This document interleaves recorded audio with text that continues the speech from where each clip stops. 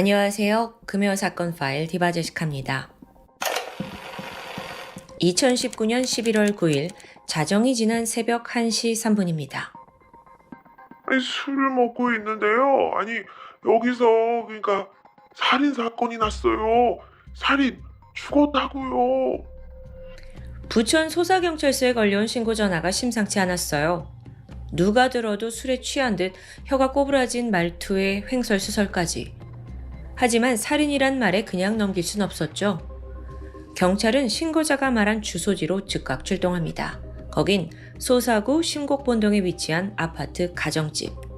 그리고 그 안에서 온몸에 피를 뒤집어 쓴 채 힘없이 주저앉아 있는 한 남성을 발견합니다.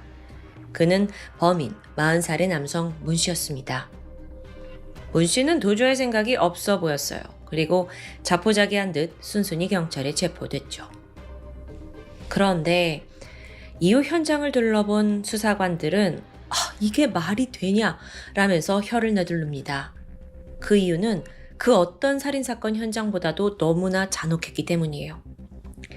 일단 방 안에서 시신이 나오는데 이게 거의 형체조차 알아볼 수 없을 만큼 심각하게 훼손이 되어 있었어요. 피로 뒤덮여 있고요. 무엇보다도 시신의 두 눈이 날카로운 흉기로 집중 공격당한 상태더라고요. 게다가 목 부위는 뻥 뚫렸다고 해야 되나? 그래서 벌어진 채로 핏물이 줄줄 흘러내리고 있고요. 이건 베테랑 형사들마저도 진짜 너무 볼 수가 없다 고개를 돌릴 정도로 참혹했습니다. 해당 피해자는 36살의 고 씨라는 남성입니다. 일단 사건의 최초 신고자는 제3의 인물이에요. 신고한 사람이요.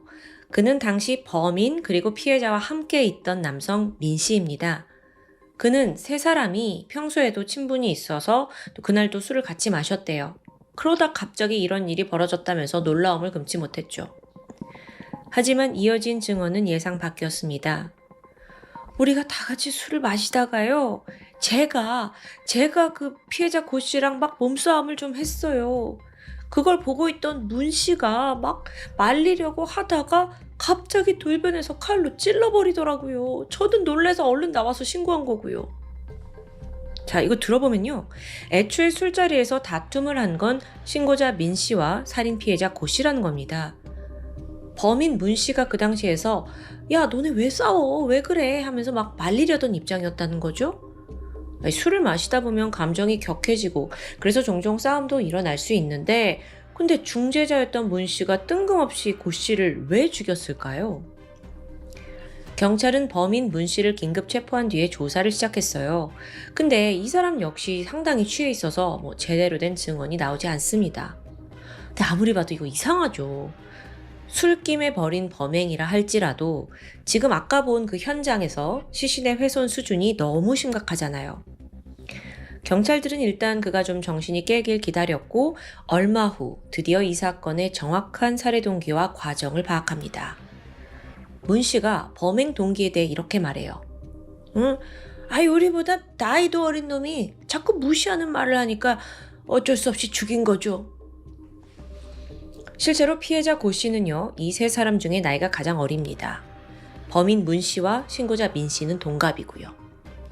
범인에 따르면 이날 술을 먹고 있던 그 피해자 고 씨가 4살이나 많은 민 씨, 그러니까 범인 아니고 피해자 아니고 다른 사람 신고자 그 민 씨를 좀 무시하는 발언을 했다고 해요. 거기에 가족까지 모욕을 했고요.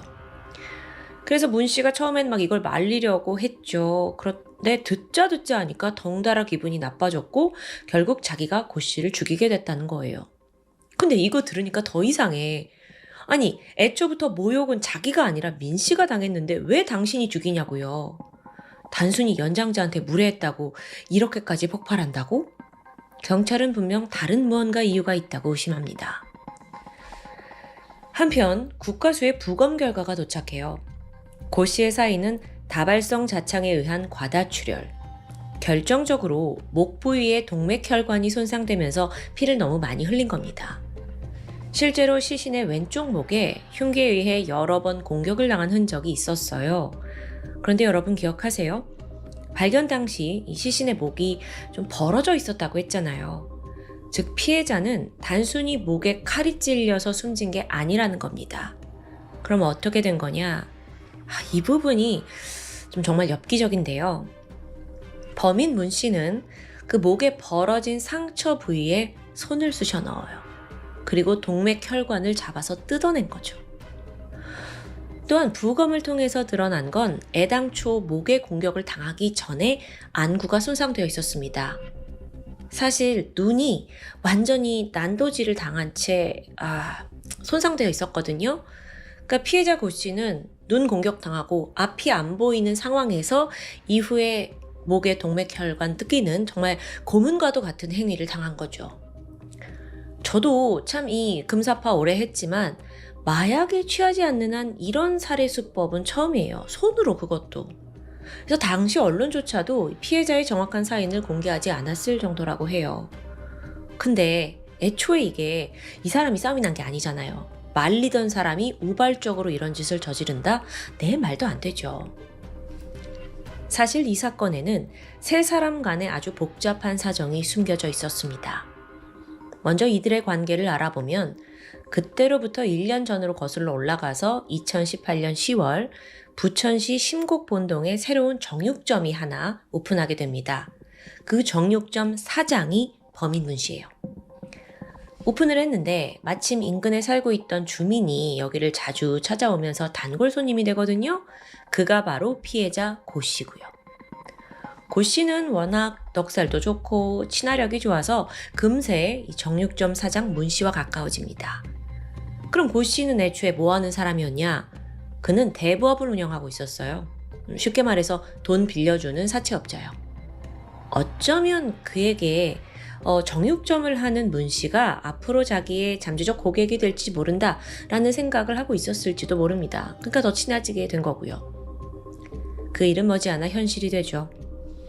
그렇게 친해진 지 3달 뒤인 2019년 1월인데 문 씨가 정육점에 더 많은 고기를 매입하고 싶어진 거예요. 왜냐면 곧 설 대목입니다. 이때 고기가 많이 팔리잖아요. 당장 수중에 현금이 부족하죠. 그래서 고민을 하다가 사채업자 고 씨한테 300만 원을 빌리게 돼요. 이때부터 둘의 관계가 묘하게 역전되기 시작했죠. 사채업자 고 씨가 술자리를 좋아했는데 이 문 씨한테 시도 때도 없이 전화를 걸어서 같이 술 한잔 좀 하자 하면서 불러낸 거예요. 물론 이걸 거절할 수도 있죠. 근데 문 씨는 돈을 빌린 입장이라 쉽지 않았던 겁니다. 그렇게 무려 일주일에 4-5번 정도 둘이 만나서 술판이 벌어집니다. 한편 빌린 300만 원 가지고 고기를 더 추가 매입했지만 기대와 달리 판매가 저조했어요. 수입이 잘 나지 않으면서 문 씨는 초조해졌죠. 그 사이 채권자로서 이 사채업자 고 씨의 갑질이 계속됩니다. 그러더니 은근슬쩍 자기보다 연장자인 문 씨한테 말을 놔요. 형님 장사 잘 돼? 돈 언제 줘? 게다가 술을 마시면 종종 무시하는 발언도 서슴지 않았죠. 예를 들어 아이고 조그만한 구멍가게 그 정육점에서 300만 원도 나한테 못 갚는 거냐. 남자가 무슨 배포로 큰일을 하겠냐. 이런 말들이요. 그러던 어느 날 고 씨가 새로운 인물을 소개시켜줬습니다. 그게 바로 민 씨였어요. 사실 그 역시 처지가 좀 비슷합니다. 고 씨한테 돈을 빌린 상황이더라고요. 그렇게 셋이 만나고 보니까 정육점 사장 문 씨는 이 새로 나타난 민 씨에게 약간 내적 친밀감을 느끼기 시작해요. 같이 돈 빌린 사이라고 느껴지니까요. 어느덧 고 씨, 문 씨, 민 씨, 이 셋은 계속 자주 어울리면서 술을 마셨죠. 그리고 사건 발생 하루 전인 11월 8일입니다. 아침 10시쯤인데 정육점 출근하려고 한참 준비하던 문 씨가 핸드폰을 받게 돼요. 고 씨입니다. 형님, 술 한잔 해요. 근데 여러분 지금 밤 10시가 아니라 아침 10시거든요. 그래서 문 씨가 나 가게 열어야 된다 거절을 하는데 이 고 씨, 사채업자는 막무가내였죠. 두 사람은 사실 꽤 가까운 곳에 살고 있었어요. 근데 고 씨가 형님 우리 집에 와서 맥주 딱 한 잔만 합시다. 끈질기게 요구하는 거예요. 또 거절하기 힘들었던 문 씨는 결국 정육점에 출근하는 대신 그의 아파트로 향했죠. 술자리는 10시 15분부터 시작되었습니다. 그리고 이게 무려 저녁 6시까지 이어져요. 이쯤 고 씨는 민 씨한테도 전화를 걸어서 합류하게 됩니다.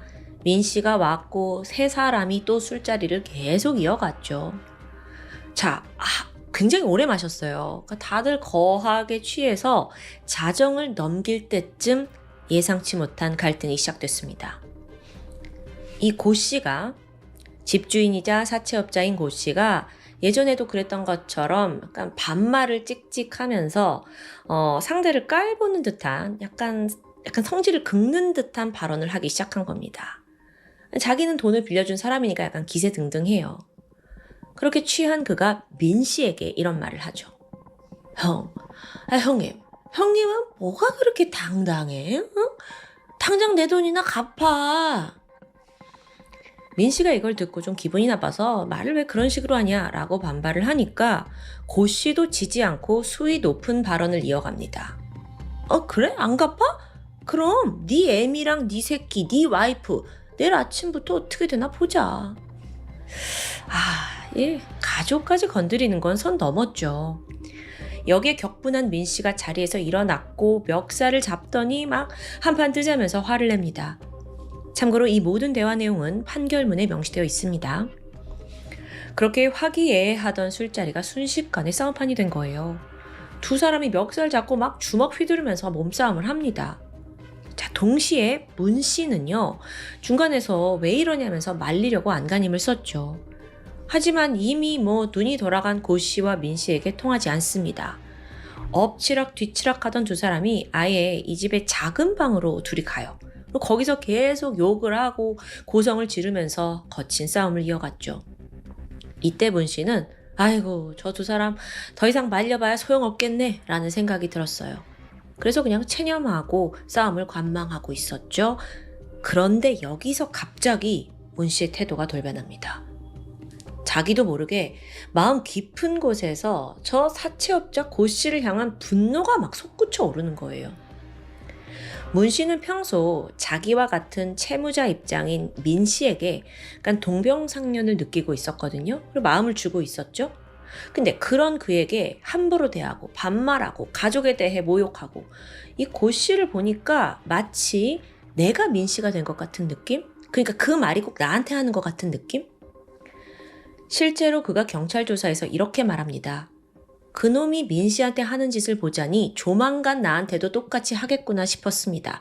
당하기 전에 그냥 죽여버리고 싶었습니다. 글쎄요. 아무리 그동안 돈 때문에 각종 수치심이 들었다고 한들 갑자기 여기서 살인을 하겠다? 라고 돌변하는 태도는 조금 당황스럽습니다. 어쨌든 그렇게 마음을 먹은 이후 그는 부엌 싱크대로 갑니다. 그리고 28cm, 날 길이만 14cm에 달하는 칼을 집어들고 싸움이 벌어지고 있는 작은 방으로 성큼성큼 걸어 들어가요. 두 사람은 그때까지도 여전히 뒤엉켜서 막 다투고 있었거든요. 문 씨가 그들에게 다가갔고 아무런 예고 없이 뒤에서 고 씨의 등을 깊게 푹 찌릅니다. 갑작스러운 공격에 고 씨가 악! 하면서 비명을 질렀고 주춤하더니 안 되겠다 싶었는지 현관을 향해 도망쳐요. 하지만 문 씨는 멈출 생각이 없었죠. 그는 고 씨를 따라가서 멱살을 움켜쥐고는 화장실 앞으로 질질 끌고 옵니다. 자, 그제서야 당황한 민 씨가 달려와서 왜 그러냐? 왜 사람을 찌르냐? 이거 칼은 왜 들고 있냐? 막 문 씨를 말립니다. 이 과정에서 칼을 뺏는 데 성공해요. 그리고 나서 민 씨가 일단 허둥지둥 밖으로 빠져나간 거예요. 자, 빠져나갔다? 그가 여기서 간과한 것이 있죠. 이제 집 안에는 문 씨와 고 씨가 단둘이 남아있게 된다는 아주 섬뜩한 부분입니다. 이게 범인 문 씨 입장에서는 자기를 방해하던 민 씨가 사라진 거예요. 그리고 본격적으로 잔혹한 행위를 저질렀죠. 지금껏 자신이 당한 굴욕을 한 번에 복수하겠다는 그런 생각이었나 봐요. 갑자기 눈앞에 있던 사기컵을 들어서 냅다 얼굴을 내리칩니다.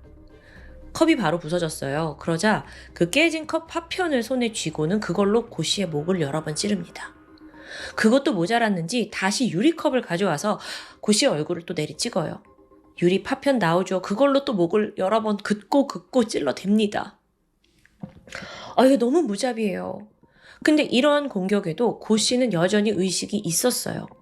만약 이때라도 병원으로 옮겼다면 생존할 가능성이 있었겠죠.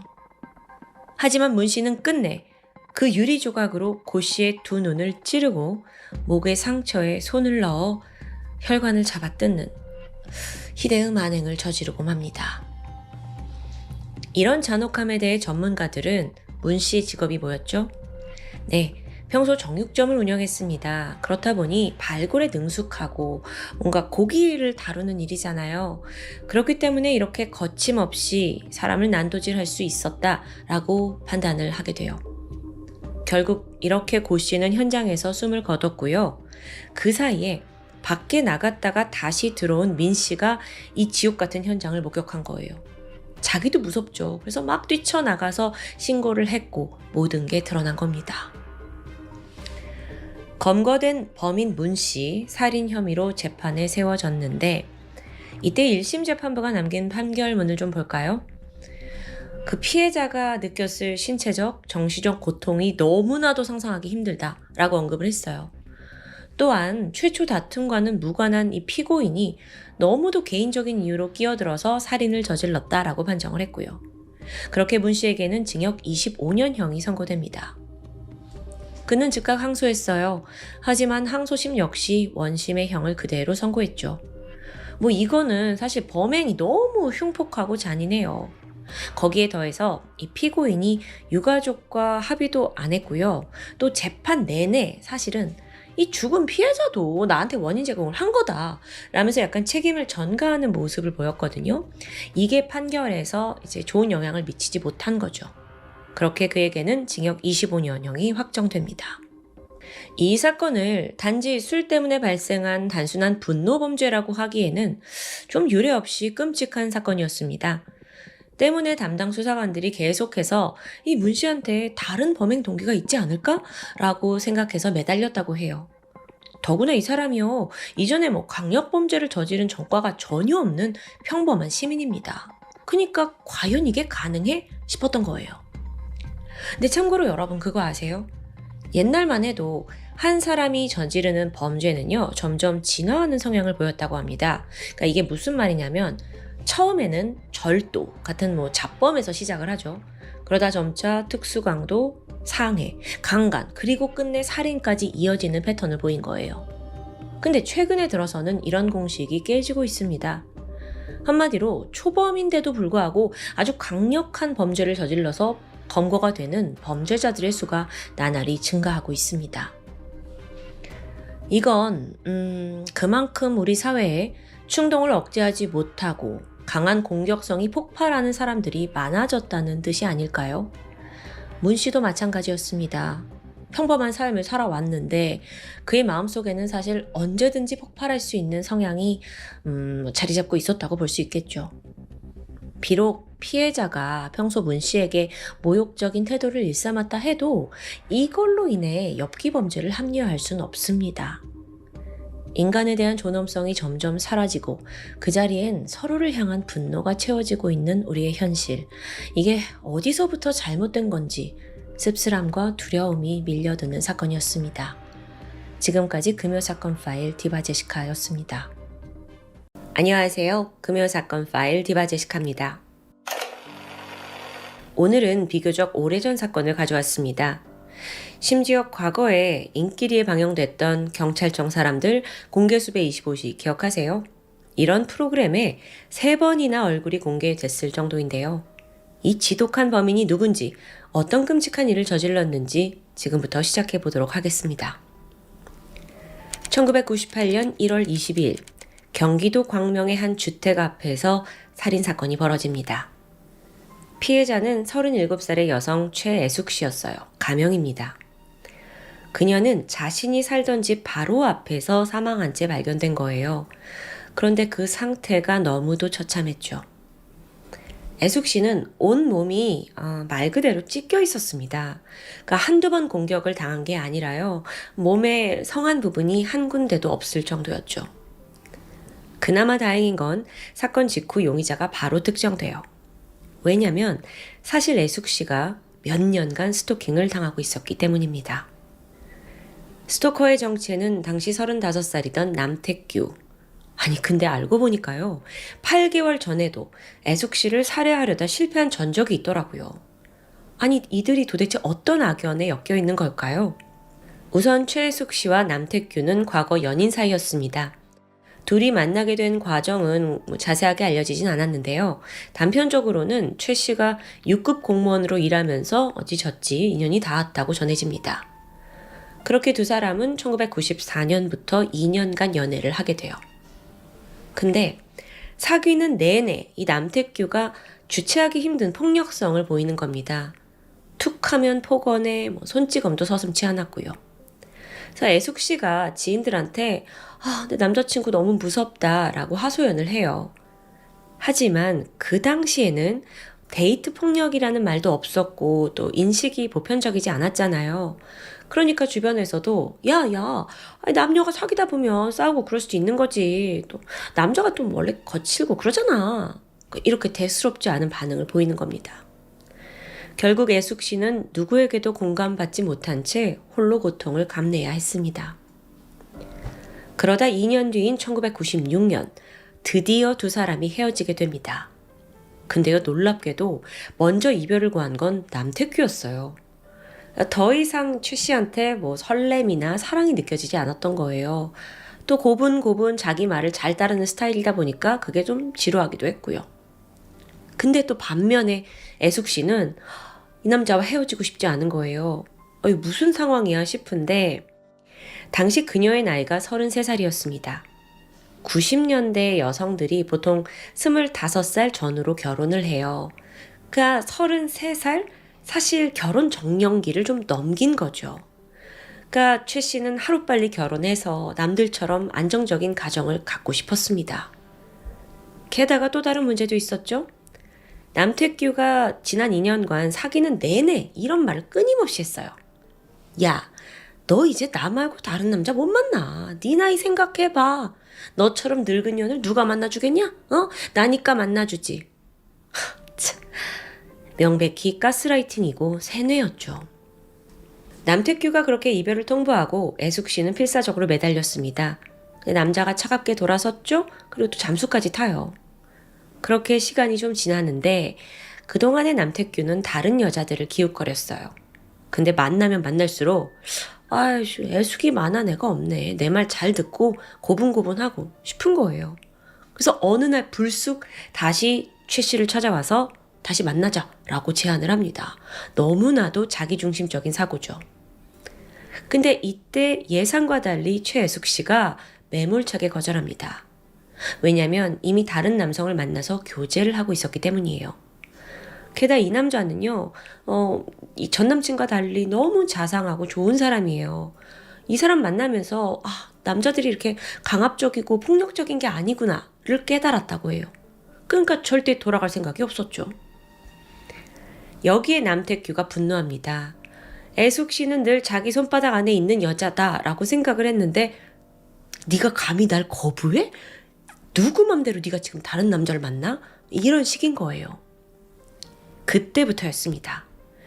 남태규가 직장을 그만두더니 애숙 씨를 미친 듯이 스토킹하기 시작합니다. 집 앞에서 거의 매일 밤 노숙을 하면서 그녀의 일거수일투족을 감시해요. 게다가 그녀의 가족 또 새로운 남자친구에 대한 신상 정보를 막 캐냈어요. 그리고 그걸로 애숙 씨에게 협박 편지를 보냅니다.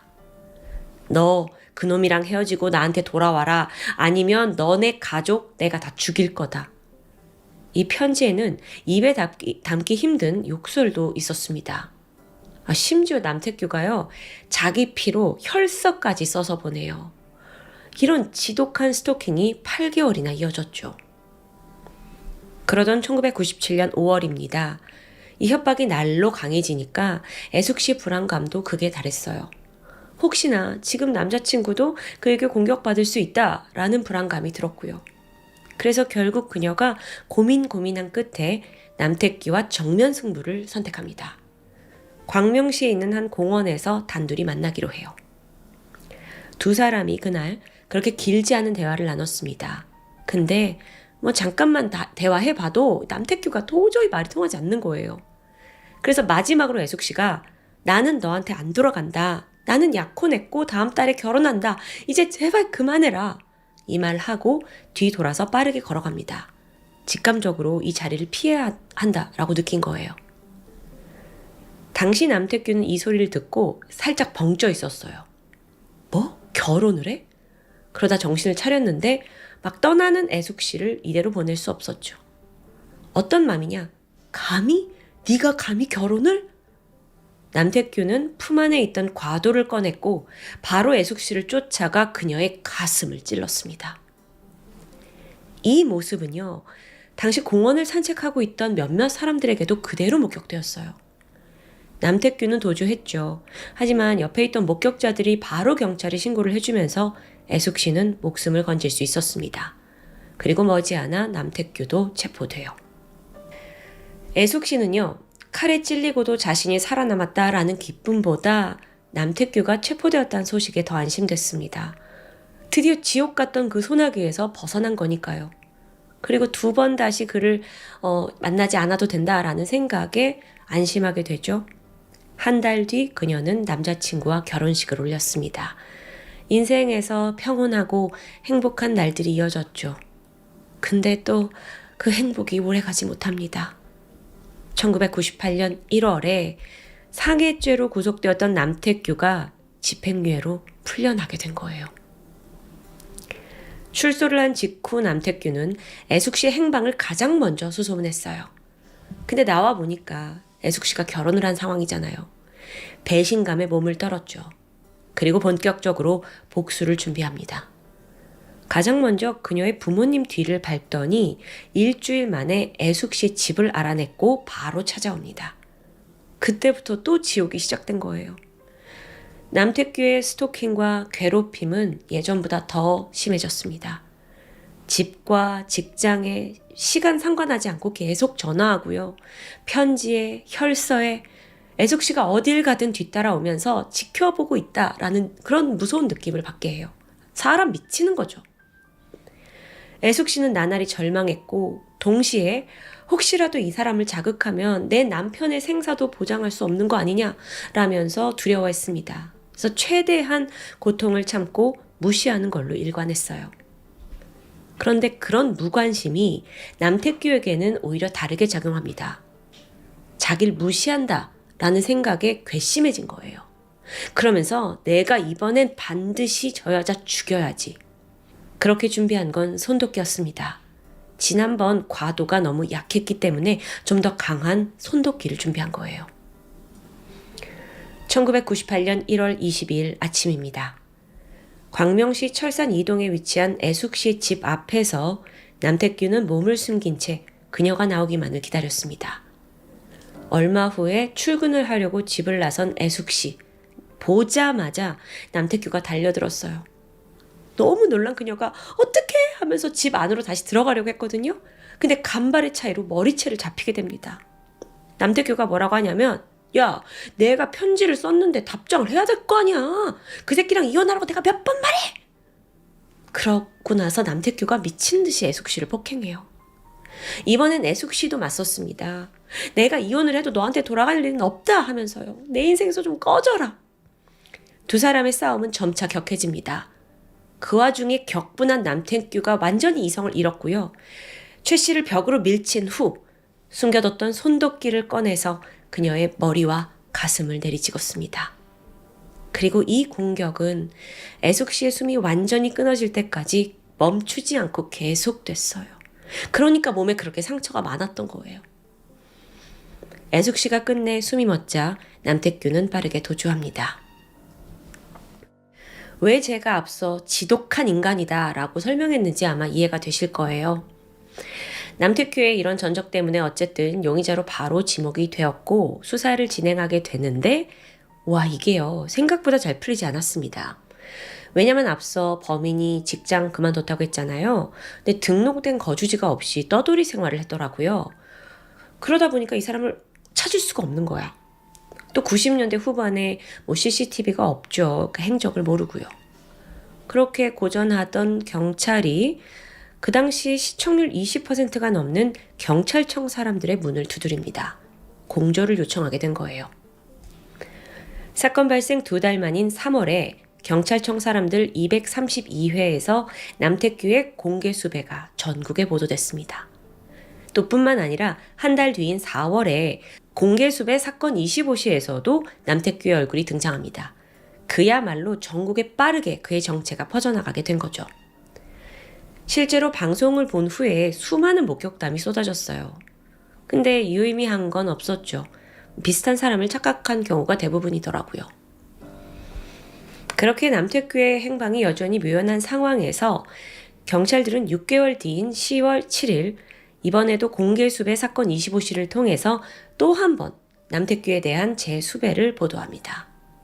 이번에도 제보가 쏟아졌는데 그 와중에 경찰의 이목을 끈 한 통의 익명 제보가 있었습니다. 저기요, 몇 달 전에 갑자기 구파발역에 나타난 노숙자가 한 명 있어요. 볼수록 남태규랑 비슷하게 생긴 것 같아요. 이 남자도 안경을 쓰고 있고요. 각진 턱에 눈이 좀 작은 편이에요. 인상착의를 상당히 구체적으로 묘사하고 있죠. 신빙성이 있다고 판단됐고 경찰은 즉각 구파발역으로 출동합니다. 가보니까 놀랍게도 이 노숙자는 남태규였습니다. 그렇게 3번의 방송 공개 수배 끝에 잡은 거예요. 알고 보니 그간 남태규는 일용직과 노숙자 센터를 전전하면서 도피를 이어왔습니다. 가명을 사용했고 최대한 눈에 띄지 않게 혼자 다녔어요. 근데 또 그러면서도 음식을 구하려고 빈집털이를 했대요. 그러니까 만약 제보가 없었다면 추가적인 범죄가 생겼을지도 모르죠. 자, 그렇게 이제 드디어 남태규의 검거 소식이 나왔고 이제 어떤 재판 결과 이게 좀 궁금한데 저 정말 이런 적이 처음인데 사실 많은 분들이 무기징역을 받았을 거라고 추정을 하실 수 있어요. 근데 실제로는 정확히 재판 결과를 제가 찾지 못했습니다. 혹시 아시는 분이 있다면 남겨주셨으면 좋겠지만 언론상에서는 남태규의 최종 재판 결과가 나와 있지 않더라고요. 그런데 아직 끝은 아닙니다. 당시 1998년 4월에 그 2번째 공개수배 사건 25시에 나갔을 때 남태규가 보도되던 그 타이밍에 마침 함께 방송에 나온 사람이 있습니다. 바로 33살의 남택성. 자, 지금 이 사진을 보시면 두 사람의 이름도 얼굴도 비슷한 느낌이 들죠? 맞아요. 남택성은 남태규의 친동생입니다. 둘 다 범죄자인 거야. 남택성도 살인사건 용의자였습니다. 애숙 씨가 살해당하기 4개월 전인 1997년 9월인데 전라남도 화순군에서 택시기사를 상대로 강도살인을 저질렀어요. 수법이 뭐였냐면 늦은 밤에 승객인 척 택시에 타서 좀 한적한 장소로 갑시다 요청을 해요. 도착해서 이제 내리면서 요금을 내는 척 하면서 기사를 위협하고 돈을 갈취할 생각이었죠. 여긴 공범도 있었습니다. 그런데 이제 모든 게 순조롭게 되고 나서 택시기사를 붙잡고 있는데 기사가 이런 말을 해요. 젊은이들이 이렇게 도둑질하고 살면 안 되지.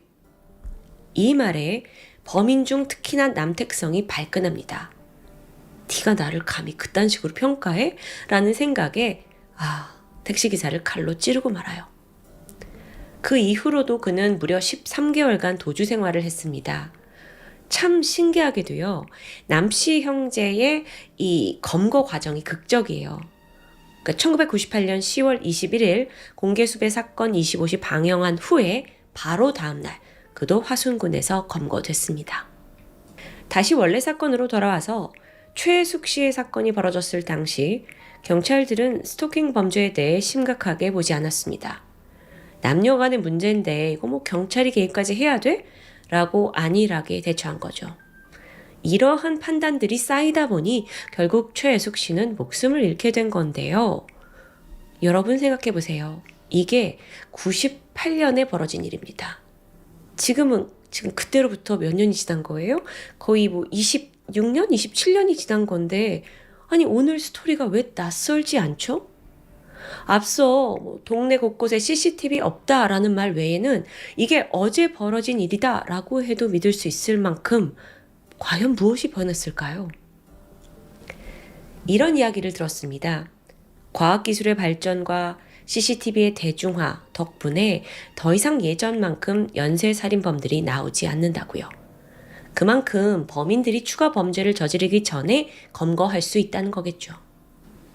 하지만 현재까지도 여전히 우리는 스토킹 피해자들을 뉴스에서 접하고 있습니다. 아니, 오히려 예전보다 더 많아진 것 같아요. 이게 맞는 걸까요? 근본적으로 피해자들의 안전을 지켜줄 장치와 제도가 시급합니다. 그렇지 않으면요, 또 10년, 20년 후에 우리는 비슷한 사건을 접할지도 모르겠습니다. 지금까지 금요사건 파일 디바제시카입니다.